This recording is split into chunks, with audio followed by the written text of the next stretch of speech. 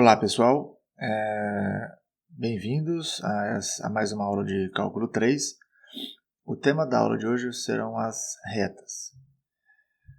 Começamos entendendo o que a gente precisa para definir uma reta, pensando de um modo geral numa reta no espaço R3 e não só no R2.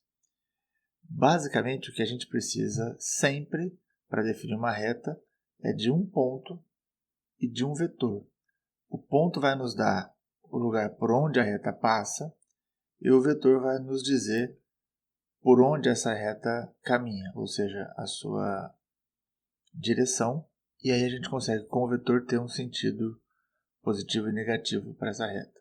Que outras formas a gente pode ter para obter as informações de uma reta? Ou seja, além de um ponto e um vetor, de que outras maneiras a gente pode ter essas informações que definam uma reta?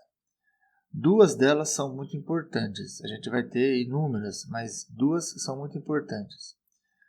Dois pontos também definem uma reta e duas retas concorrentes também nos dão essa definição. Por que essas duas formas também definem uma reta? Porque quando eu estou com dois pontos, eu tenho um vetor que é definido por esses dois pontos, ou seja, meu vetor V vai ser B menos A, ou o vetor AB, e o ponto por onde essa reta passa vai ser um desses dois pontos. Então, ter dois pontos também me qualifica para encontrar uma reta. No caso de duas retas concorrentes, o ponto P0 pode ser a interseção das retas e o vetor diretor da reta pode ser o produto vetorial dos vetores diretores das retas R1 e R2. Lembrando que esse produto vetorial pode ser tanto nesse sentido quanto no sentido oposto, ou seja, o vetor diretor da reta ou vai apontar para cima ou vai apontar para baixo, no caso desse desenho. Vamos ver como a gente obtém de fato essas equações da reta. Essas equações podem ser apresentadas de várias maneiras. Aqui a gente apresentou como é que eu posso, que tipo de informação eu preciso para poder definir uma reta. E agora a gente vai ver como é que a gente chega na equação efetiva dessa reta. A equação vetorial é a primeira das formas que a gente observa ou estuda. Tendo o ponto e o vetor, esses dois vão definir uma reta no espaço. De que forma? Um ponto qualquer da reta vai ser a multiplicação desse vetor por um fator somado a esse ponto P0, que é o que a gente observa aqui na equação da reta. Essa é a equação vetorial. Ou seja, um ponto qualquer da reta que é definido por esse vetor vai ser esse R0, que é o vetor que indica a posição do P0, mais um múltiplo do vetor diretor. Ou seja, quando eu multiplico esse vetor V por um escalar t, eu aumento esse vetor até chegar no ponto que eu quero, né? Eu posso aumentar, posso diminuir e posso inverter o sentido também, né?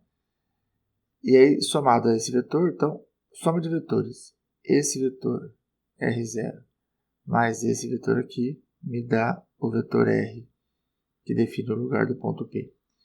Em outras palavras, esse ponto P é esse ponto P0 mais um múltiplo do vetor V. Ou seja, essa é a forma como a gente normalmente usa para indicar a equação vetorial da reta. Além da equação vetorial, a gente tem também a equação paramétrica.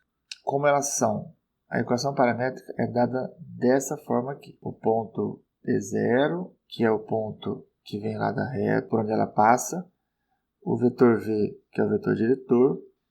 E aí eu vou destacar na equação paramétrica justamente o parâmetro t, ou seja, eu vou escrever cada componente desta equação aqui, destacando o parâmetro t. Por que eu faço isso? Quando eu olho para essa equação aqui, ó, eu vejo que o x do P vai ser igual ao x0 do P0 mais o T multiplicado pelo V1, que está aqui. T multiplicado por V1. Isso me dá exatamente essa primeira linha da equação paramétrica. Quando eu faço a mesma coisa para y e para z, eu obtenho essas outras duas linhas da equação paramétrica. A gente tem mais outras duas formas de equação de reta. Vamos ver no próximo slide.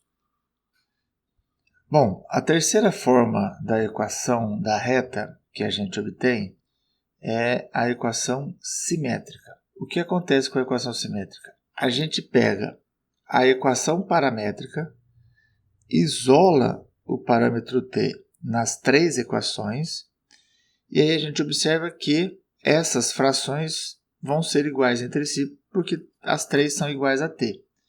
Quando a gente iguala essas três equações, a gente tem justamente o que a gente chama de equação simétrica da reta, que é dada dessa forma aqui. A última maneira é a equação reduzida. A equação reduzida também é fácil de ser obtida a partir da equação simétrica, porque na equação reduzida a gente precisa escrever qual é a relação que nós temos entre uma das três variáveis x, y e z em relação às outras duas.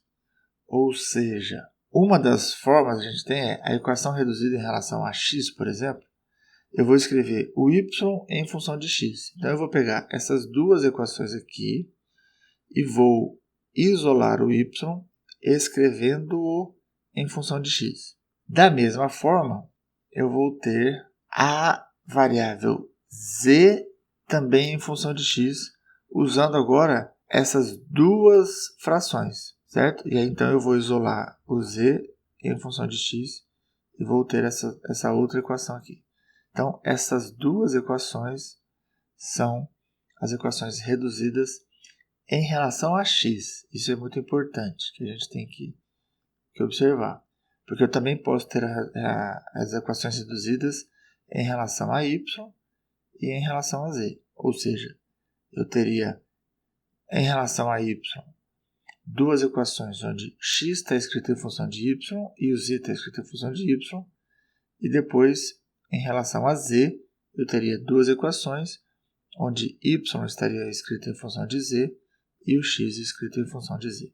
Vamos dar uma olhadinha agora como é que fica o ângulo entre duas retas. Bom, o ângulo entre duas retas ele é um pouco diferente do ângulo entre dois vetores. Porém, é importante que a gente esclareça que para calcular o ângulo entre duas retas, a gente vai usar os vetores diretores destas retas. O que é importante a gente entender de diferente? É que o ângulo entre duas retas vai ser sempre o menor ângulo entre os vetores diretores.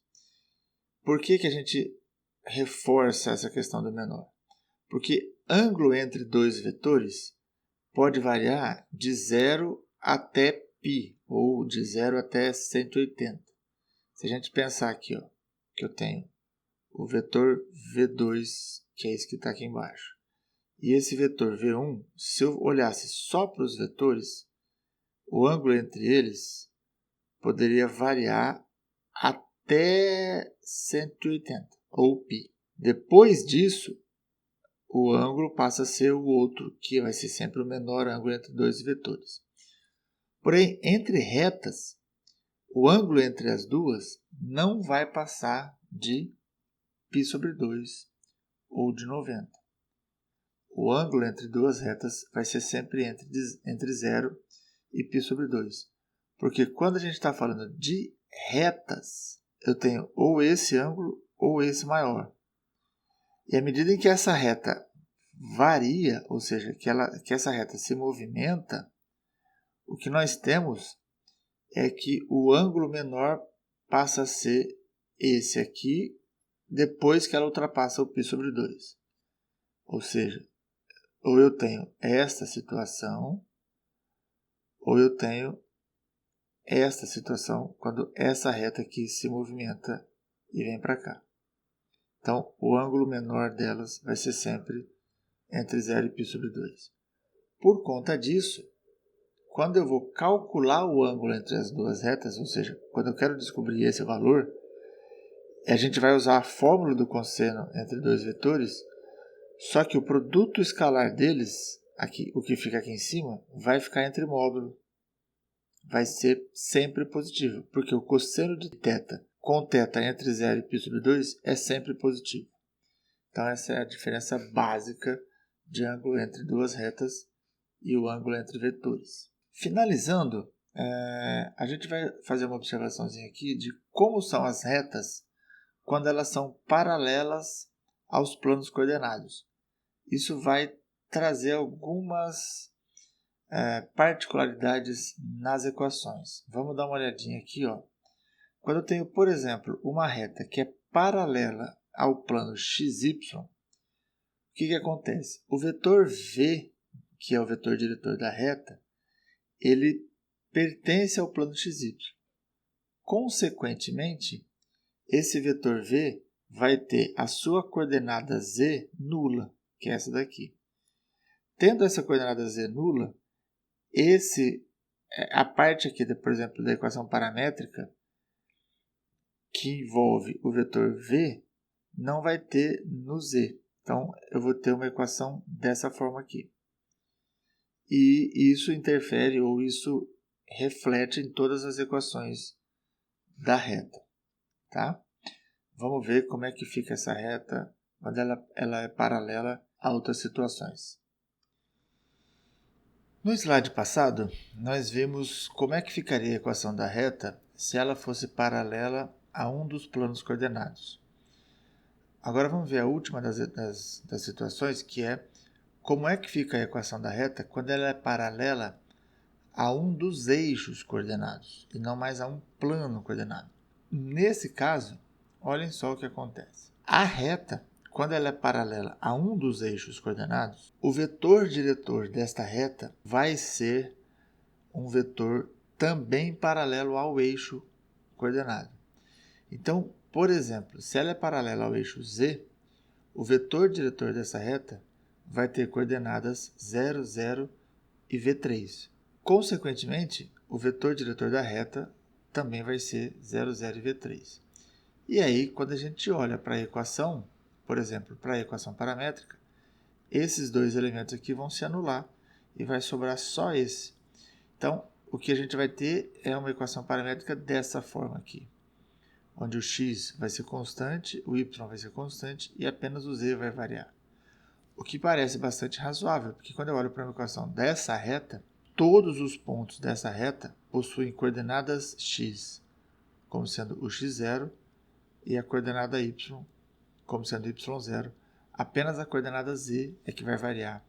E é o que está dizendo justamente este conjunto de equações aqui. Então, nesse caso, das equações que são paralelas a eixos coordenados, se a gente disser que eu tenho uma reta cuja equação é x igual a x0, y igual a y0, eu já estou definindo a equação da reta, porque eu vou indicar todos os pontos do R3 que tem coordenadas x igual a x0 e y igual a y0, que são justamente os pontos desta reta. Ok? Então, o que a gente tinha para falar sobre retas era isso. Até um próximo vídeo.